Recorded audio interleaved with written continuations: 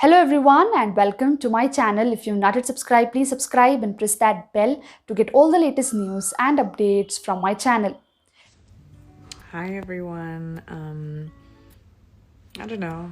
I was in between interviews and I have been doing non-stop promotion for first the White Tiger, then the book, and Anomaly. But the book is coming out tomorrow and I'm feeling emotional and excited, and I feel like a slew of emotions. There have been so many of you out there who have supported me through my entire career, and there have also been those of you out there who have not. But this is not for you. This is for just people who are curious about me. I'm hoping that with this book, you get to know me a little bit as a person, a little bit more than the headlines that you read about me, a little bit more than whatever is out there about me. So I decided I'm going to give you a sneak peek, okay? I'm going to read a little bit of my book for you. Ready? This is only for you guys. Here it is. It's called Unfinished. Here, you can have a look at it with me. A memoir. I've dedicated it to my dad. It says, "Dear Papa, much like the title of this book, your story was unfinished. With that in mind, I dedicate the rest of mine to you. I miss you, Dad." Okay. Now, how about I read the preface? I think that would be fun. Okay. This is the preface of the book. I'm sitting in a meditative pose. In Sanskrit, it's called Sukhasana, or happy pose. Spine straight, shins crossed, shoulders pulled back, and chest pulled upward. I am taking slow, focused breaths to bring all my attention to my center. Take slow breathing calms my mind so that I can now tackle life's problems. Kidding! I am in reality likely sitting on the set of my latest film project, or on a plane, or slumped in a hair and makeup chair. My breathing is erratic from the 4 espresso shots I've inhaled in the past half an hour, while simultaneously wolfing down some form of comfort food that's probably not the healthiest of options. Doritos, anyone? My overbooked schedule glares at me with 17 emails that are marked urgent, require immediate attention. And my phone is buzzing like a bumblebee on ecstasy. I'm running on IST, Indian Stretchable Time. I'm late, and I'm in no frame of mind to make sense of my day, let alone my life. How is this possible?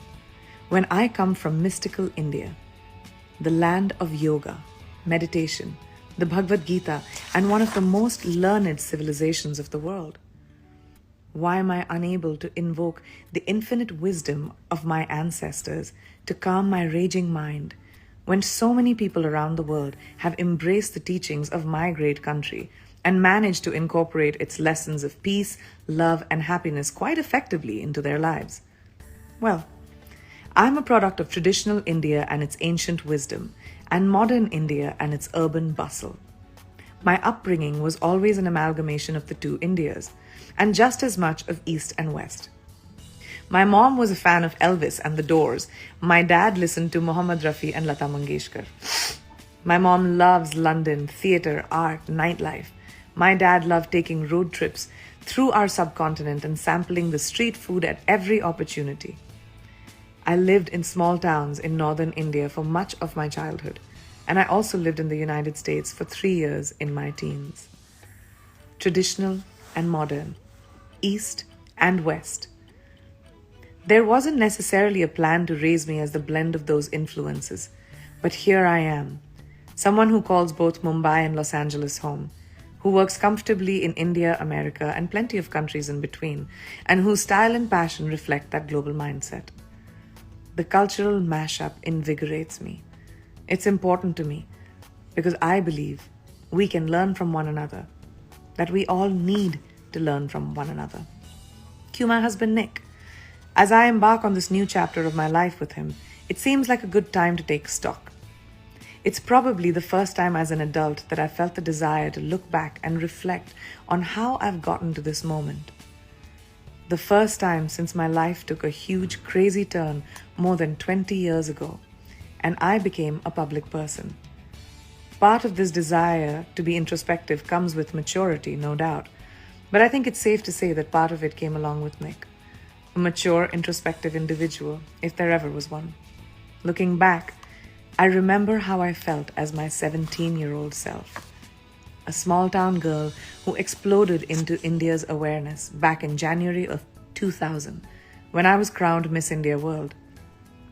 I had no idea what to do with this unexpected, widespread attention or how to prepare for what was next. Representing my country on the global stage in the Miss World pageant. My family had no idea either, because we weren't a pageant family or an entertainment family, far from it.